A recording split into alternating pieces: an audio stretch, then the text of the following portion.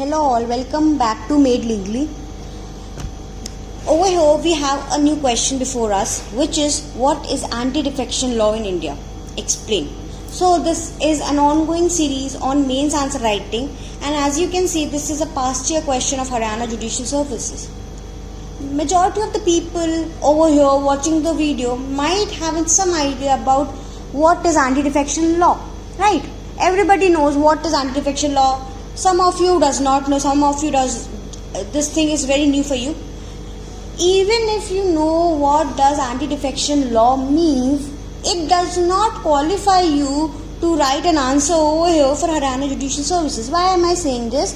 Because the question is not only asking about the meaning of anti-defection law, but over here we need to focus on the word explain. What does the word explain means over here? Each and every question has its own inherent meaning to it, and if you don't answer accordingly, there are chances that you might not get good marks. So while we'll be dealing with what is anti-defection law in India, we need to explain it, how this anti-defection law is going ahead. So let us go jump into the answer for this question itself. So introduction, whereby you first require to explain what does defection means, and then we'll go ahead and explain what does anti-defection law means, right? So defection is the general phenomena whereby any member of a political party just changes his party. आपने ज़्यादातर बिहार में देखा होगा, आपने बहुत ज़्यादातर UP में देखा होगा. क्या होता था कि अभी भी होता है, पहले की बात नहीं बता रही मैं, अभी की भी रिसेंट की ही बात है. तभी हरियाणा में जब ये क्वेश्चन पूछा गया ना, तो हरियाणा में एक क्वेश्चन अभी रिसेंटली हाल ही में पूछा गया था. वो इसीलिए पूछा गया क्योंकि जब इलेक्शंस हो गए लोकसभा राज्यसभा के, तो there was seen that members ने after election they have changed their party. ठीक है, so let's just understand. Over here, the meaning I've written is defection is the phenomena where a political party member, after being elected to an electorate seat, changes their party affiliation. That is, they simply change and jump to the other party. For example, if he's been elected from your Congress and he won in Congress, then he'll switch to BJP. And thereby now he'll be the member of BJP, and thereby what we'll say that the BJP member has won. So this is what this defection means, जहाँ पर एक party change कर देती. अब थोड़ा सा background समझते हैं. हिस्टोरिकली जो सबसे पहली चीज़ हुई, बहुत फनी इंसिडेंट है, तो let's just here the story. MLA थे हरियाणा के, 1967 की बात है, जो कि गया लाल नाम है. तो उन्होंने क्या किया, उन्होंने with in the same day 3 parties में स्विच किया, 3 टाइम स्विच किया from one party to the another party. और लोगों ने एक स्लोगन निकाल दिया, आया राम गया राम. ठीक है, गया लाल नाम था ना, तो आया राम गया राम ऐसा करके स्लोगन निकाल दिया. और ये बहुत स्लोगन फेमस हो गया क्योंकि वो एक पहले पर्सन थे 1967 में जिन्होंने after being elected he had switched 3 times from one party to the another party. But जब ऐसा कुछ हुआ ना, तो there was a need seen in the India that there is a need of anti-defection law, and thereby in the year 1985, it took a lot of years, like 20 years only, but even if a step has taken, तो भाई 1985 में क्या हुआ, एक insertion हुआ 10th schedule का और clause 2 का under article 102 and 191 by 52nd Amendment Act. 52nd Amendment Act के through in 1985 Schedule 10 and Clause 2 to Article 102 and 191 was added.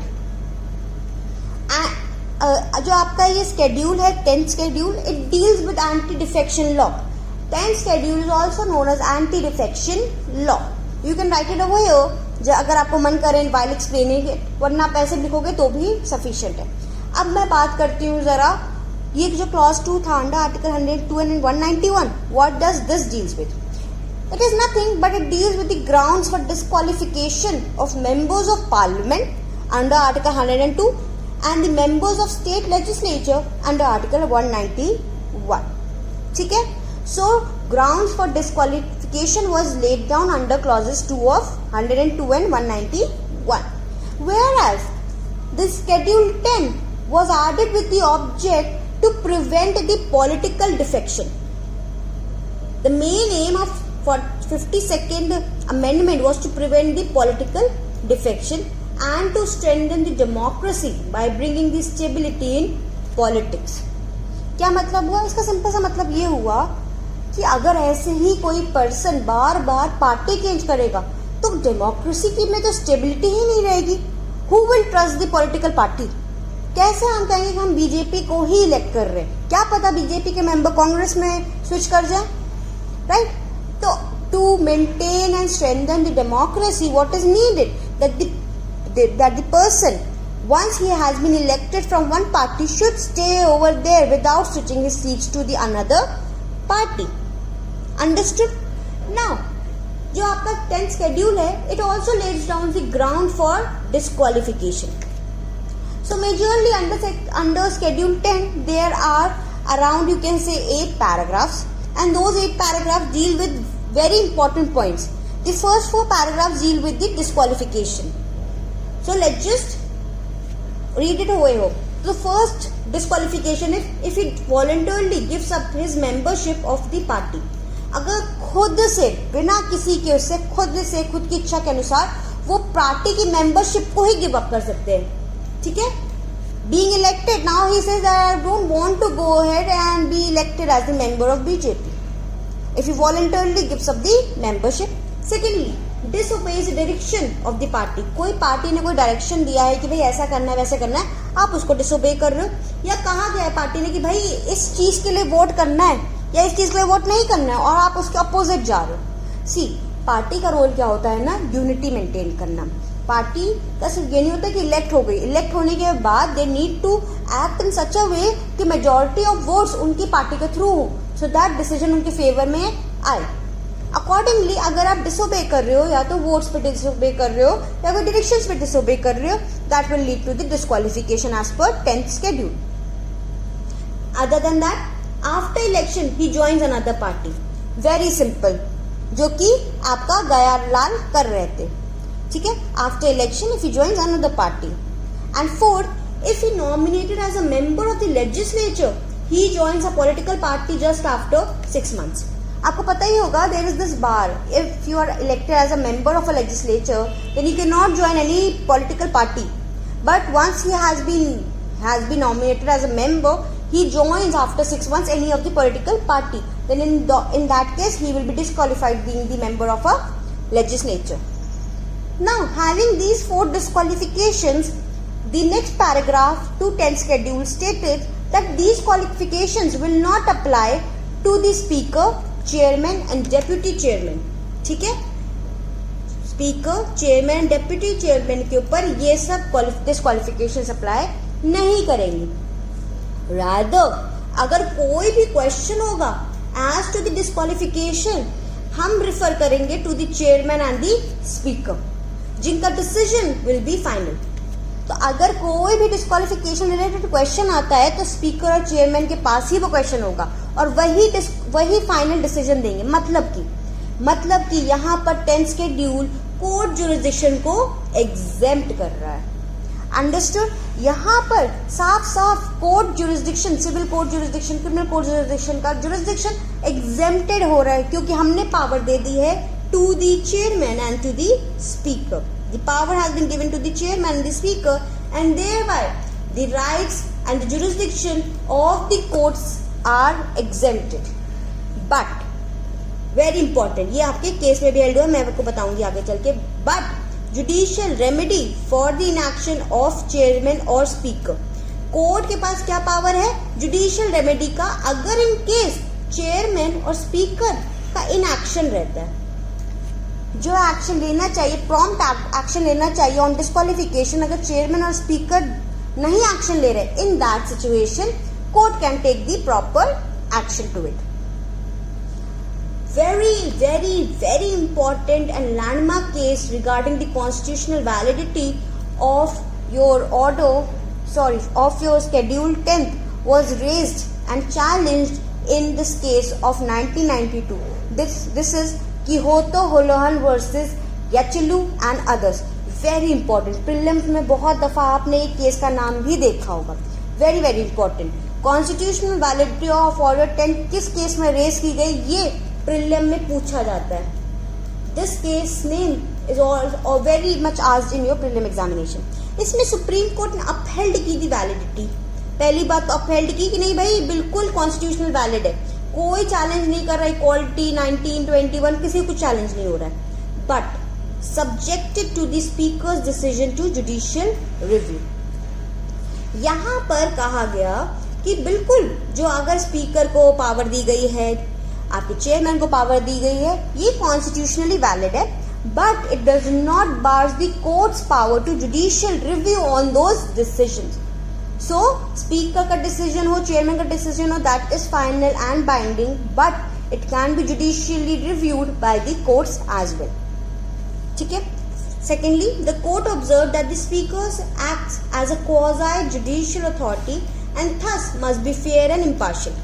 Other than going ahead and upholding the constitutional validity, the Supreme Court in Quixote Holohan also stated कि जो speaker का यहाँ act है is acting as a quasi-judicial authority और इसीलिए उसको fair and impartial होना पड़ेगा।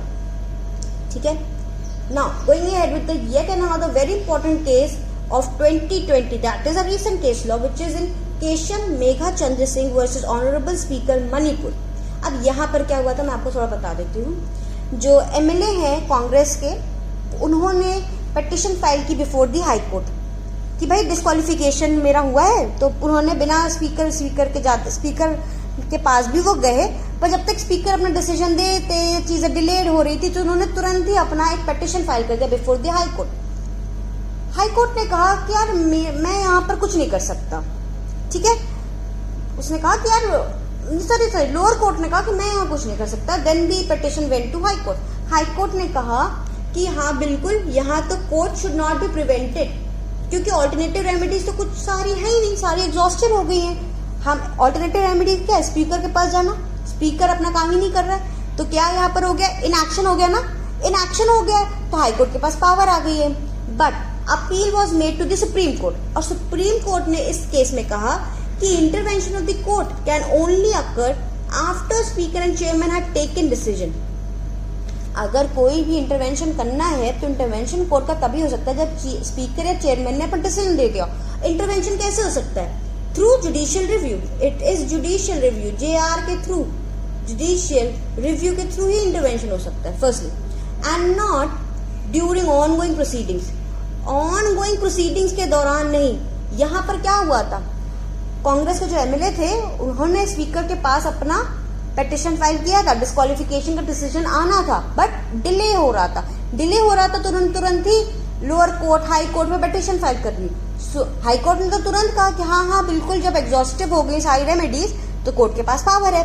But an appeal to the supreme court, supreme court ने कहा कि यहाँ पर इंटरवेंशन अभी नहीं हो सकता कोर्ट का। क्यों? क्योंकि ऑनगोइंग प्रोसीडिंग्स चल रही हैं, अभी भी कोई डिसीजन स्पीकर या चेयरमैन का आया नहीं है, though it is taking time, but it does not show कि there is a proper inaction from speakers and chairmans side. Understood? Very important case. Now in the yet another case, Supreme Court in Rajendra Singh and others versus Swami Prasad Maurya and others 2007 का, the Supreme Court has set aside UP Speaker's order based on failure to exercise jurisdiction, which was recognized as stage of judicial intervention. So over here Supreme Court ने कहा कि UP के जो speaker ने उन्होंने अपना order तो पास किया, बट इतना डिलेड फॉर्म में किया, इतनी लेट किया कि अभी उनका एक ऐसा स्टेज आ गया जहां पर जुडिशियल इंटरवेंशन ही होगा, because he has failure to exercise jurisdiction. ठीक है, कौन सी स्टेज है? Failure to exercise jurisdiction, and thereby it is a stage of judicial intervention, and that is why it has set aside the UP speakers order. Understood? Now very important case of 2019 of Supreme court. Supreme court ने इस cases में दो critical observations की थी। The case name is Shrimant Bala Saheb Patil versus honourable speaker Karnataka legislative assembly. 2019 का ये case है।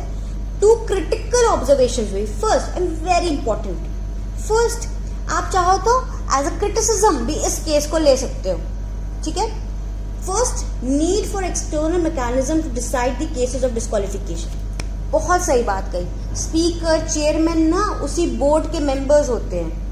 Legislative assembly, parliament के मेंबर्स हैं, तो उनका जो डिसीजन होगा ना वो इम्पार्शियल ही होगा. तभी कोर्ट ने, सुप्रीम कोर्ट ने यहाँ वाले कीहोटो वाले में केस में कहा था कि भाई आप क्वाज़ी जुडिशियल अथॉरिटी हैं एंड फेयर एंड इम्पार्शियल रहिएगा.